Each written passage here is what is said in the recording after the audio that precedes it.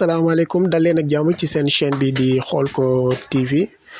tey combat bi doxoon ci diggante ki nga xam ne moom moo di Papa Sow ak ki nga xam ne moom mooy Siteu lamb boobu nga xam ne kii di waa jàmbaar production ñoo ko tëggoon lamb bi tey mu ngi amee woon fële na la ci arène nationale ki nga xam ne moom mooy Siteu doomu Diamaguène bi moom moo mujjee daan ki nga xam ne moom mooy Papa Sow jël bu amul benn werante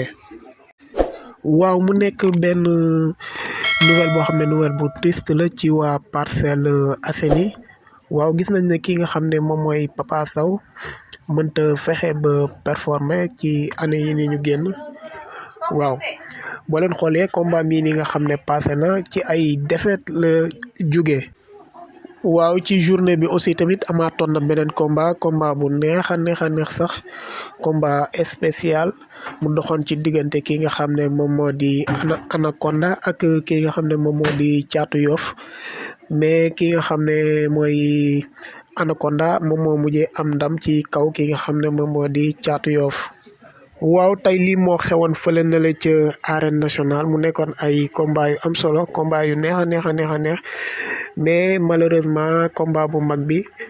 ki nga xam ne moom moo di Siteu moom moo mujjee am ndam ci kaw